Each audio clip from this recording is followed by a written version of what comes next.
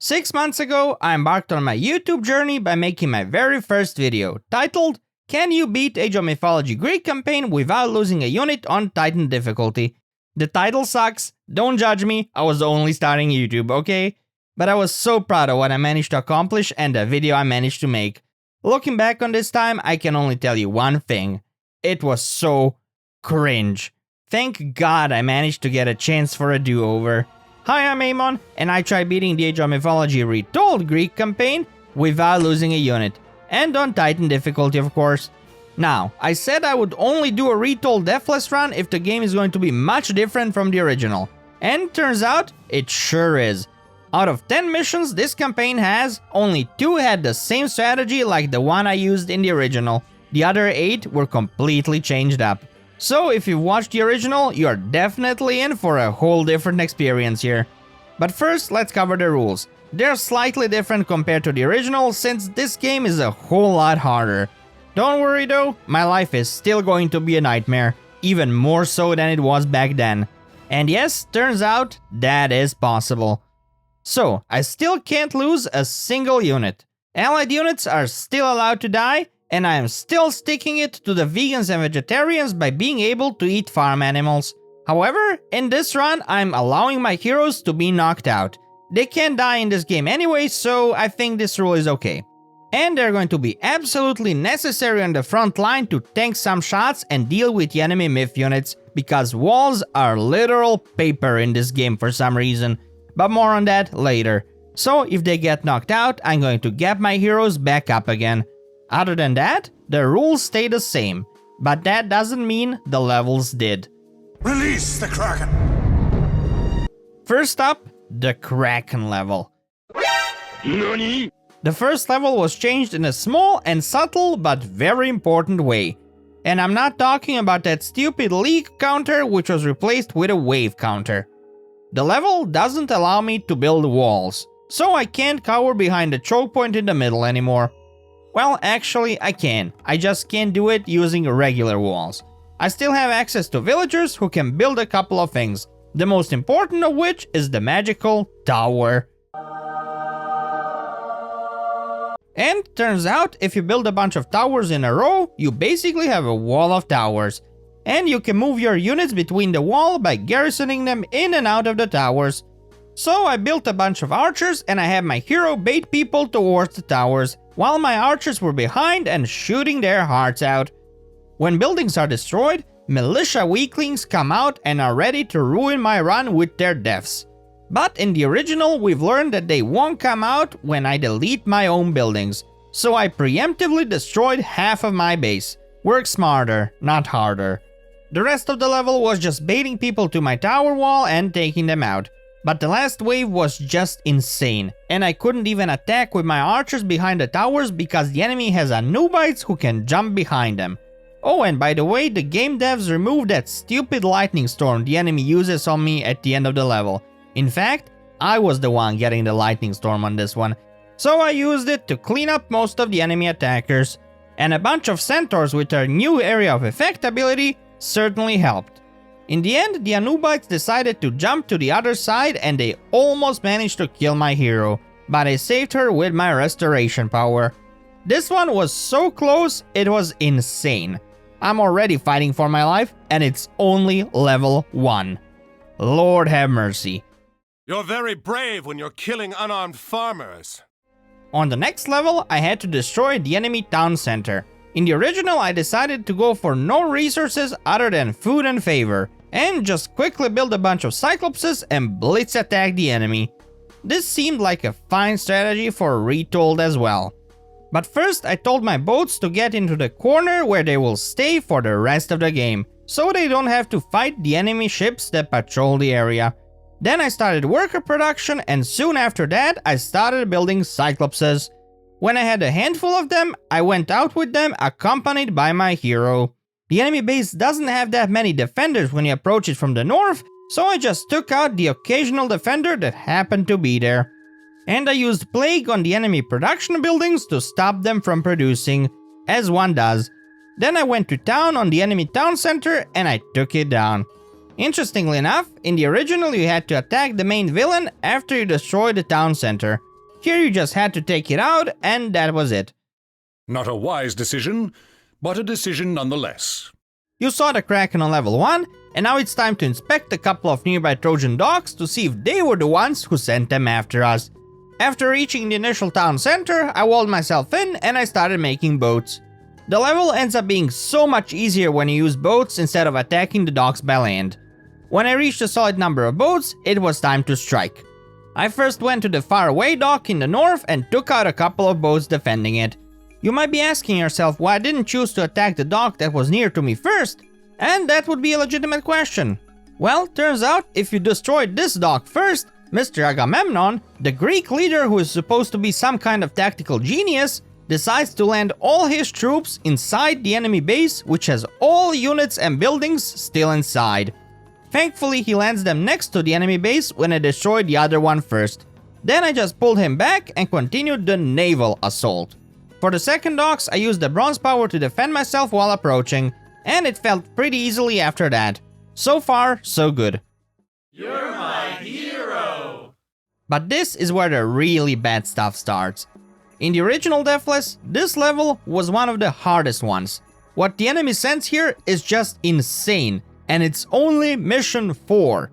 And to make things even worse, there is no gold near my base, so I have to start looking for some. I quickly took out the enemy gold mines a bit further away, and I started building walls.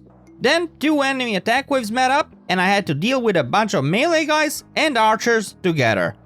Somehow, some way, I managed to take that one out using my Centaurs and Hydra, and I managed to somewhat stabilize.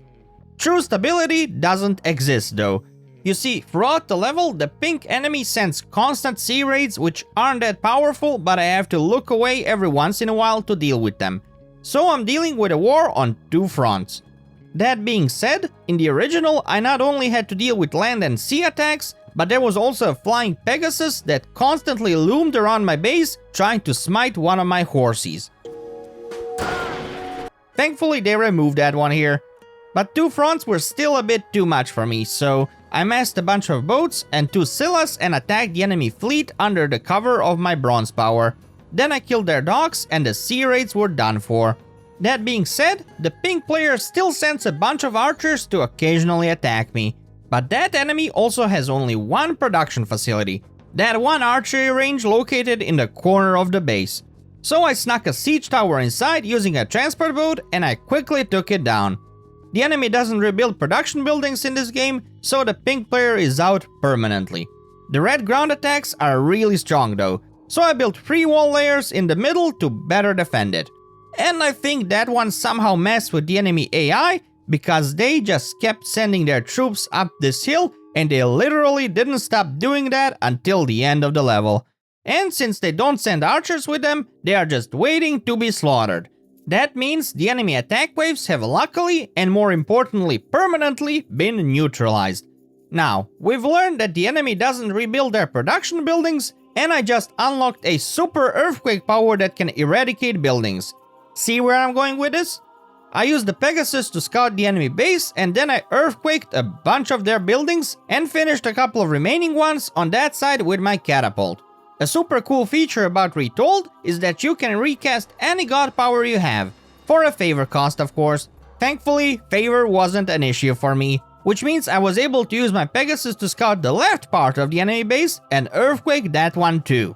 This permanently takes out the enemy infantry production, and it's smooth sailing from now on. I built a couple of chimeras, and using my heroes and battle-hardened Hydra, we managed to take the objective down.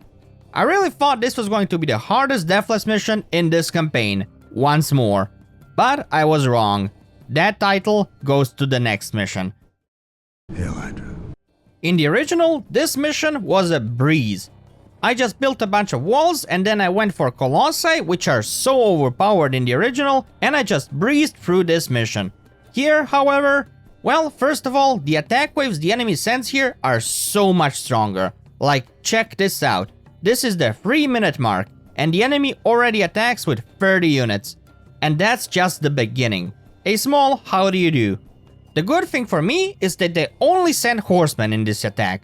So I built walls before they came and I managed to hold them off.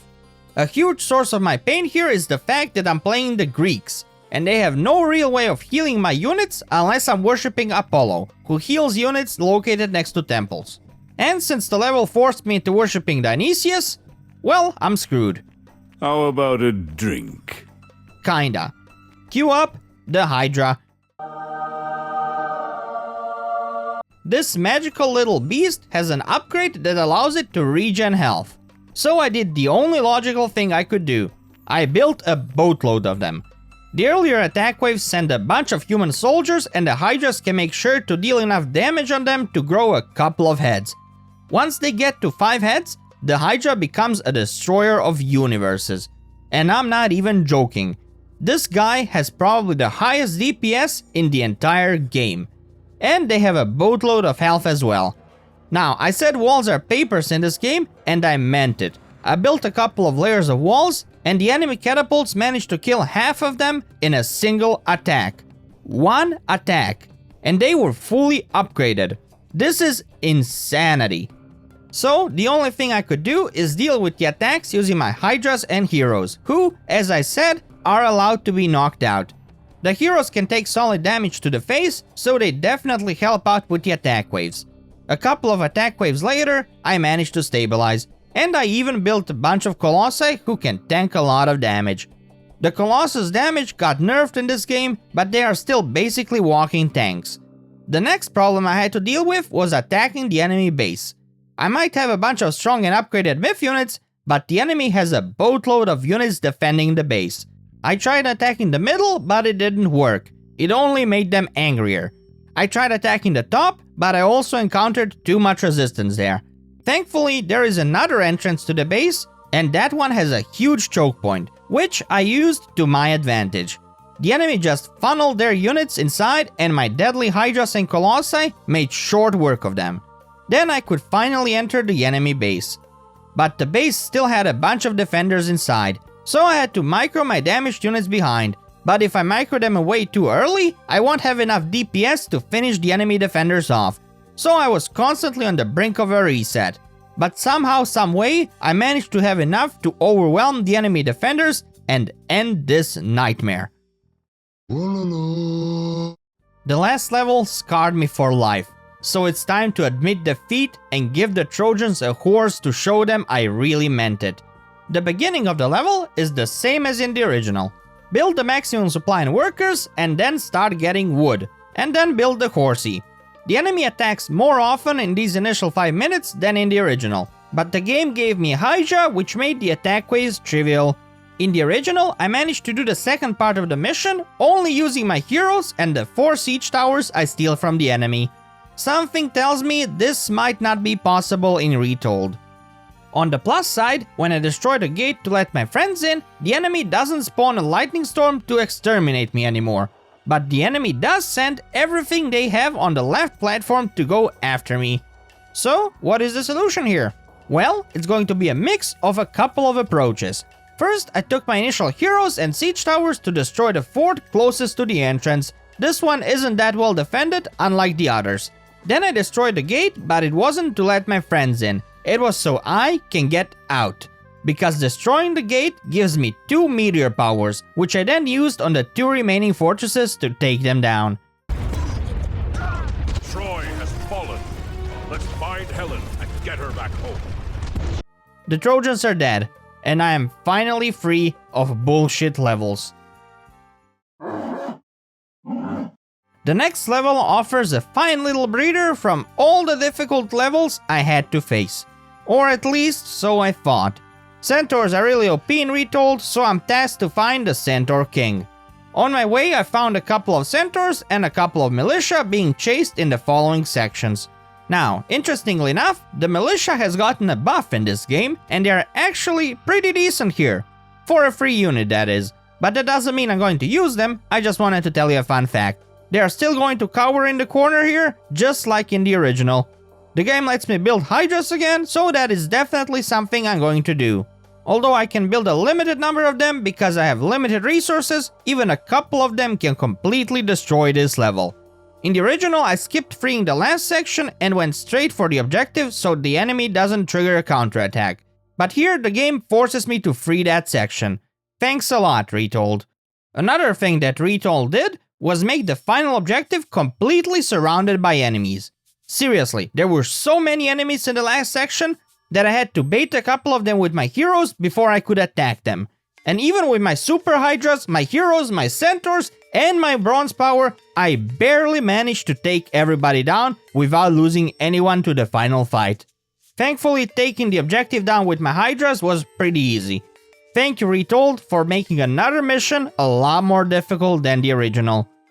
Turn back now, mortal. I don't know if you've noticed, but the game doesn't allow you to worship Apollo in the whole campaign. You either play as Poseidon, who doesn't have him as a god to worship, or you are forced into worshipping Dionysius if you're playing Zeus. This is the only level you get to worship Apollo, or rather more importantly, this is the only level that lets you build an underworld passage, so I'm going to take full advantage of that. I start off by telling my villagers to start gathering gold and wood respectively. Then I started building a fort on the right base, while defending the left base with Ajax and his insane insta-kill shield bash ability. In the meantime, I managed to train a Pegasus scout, who I tasked to hug the edges of the map and get to the objective of the level. 2 forts that need to be taken down. And when it was close enough, it was time to strike. I used my underworld passage power to bring a couple of heroes to the other side and take down an enemy colossus defending the forts. Then I started training catapults and I brought them through the underworld passage as well. Then I took down a couple of towers and I started going to town on the forts. I don't think the enemy knows that they will lose if I destroy the forts, because they did not care what I was doing up there. The only ones who cared were a couple of militia who spawned out of the first fort I destroyed, but I managed to take them down with my heroes. Fun fact, in the original there was a spot behind the second fort you could use the underworld passage on, but here they have removed it, so I had to be more creative with my cheesing. Fun fact number 2, in the original I didn't know about this spot, so I did a full frontal assault with a bunch of colossi, even though this level could have been beaten in 10 minutes. Eventually the other fort came down and we finally have our first easy cheesy win in the campaign. A surprise, to be sure, but a welcome one. The evil Cyclops King desperately wants to meet the person behind this door, so he bought a giant door knocker so he can annoy the person inside until they come out. But the door knocker is annoying me too, so I'm gonna destroy it. The beginning of this one turned out to be identical to the original. Destroy a couple of rocks and rescue cute kitty cat and a couple of Medusas who can't insta-kill big myth units anymore, but don't get me started on that one. I get gradual reinforcements throughout the level, consisting of human soldiers and centaurs. I use the human soldiers to target the door knockers so they can't die in a fight, and I use my heroes and centaurs to deal with the incoming attacks. The enemy doesn't send villagers to repair their door knocker anymore like in the original, so there aren't going to be any war crimes in this campaign. But don't worry, there are more campaigns to come. By the way, I think the door knocker has a lot less health than in the original, because I managed to take it down a whole 2 minutes faster than last time. 2 minutes might not seem like much, but trust me when I tell you, it's more than enough to make or break whole relationships. Anyways, this time after the door knocker is down, the game prevents units from attacking each other, which is a surprise to be sure, but a welcome one. In the original, the enemy keeps attacking for a few seconds after the victory screen, and I lost a unit in those seconds, so I had to reset. And now it's time for the finale of our Greek Deathless journey. This is a no-build mission consisting entirely of myth units, so my heroes who can regen health and who are good against myth units seem like the only thing I need to beat this one. And just like in the original, this plan seemed to be working. But then it was time for the real challenge of this level, the River Styx, aka Kraken Central. I'm given a couple of ships, and I have to go through a river infested with Kraken who have insta-kill attacks. And they aren't using them? For some reason, the boats here are immune to the Kraken insta-kill attacks. You have no idea how happy this made me. In the original, I spent like half an hour trying to figure out how to deal with those Kraken who can one-shot my boats. And I somehow managed to do it by abusing their targeting AI. But man oh man, am I glad I get to play a level that is easier than in the original. Not by much though. After getting the last relic I need to pick up, another seafood threat arises, and it's undead fish. Beating those guys is a lot easier than dealing with Instakill Kraken, but they spawn so many of them that I literally ended up having multiple ships with like 5% health left. Why is it always sea creatures that I struggle with in the Greek campaign? The rest of the level were just a couple of myth units which I easily cleaned up with my heroes. And that's it. This level might have been a bit easier, but the game in general is actually a lot harder than the original. But that only makes me feel better about beating it without losing anyone. Next up is the Egyptian campaign.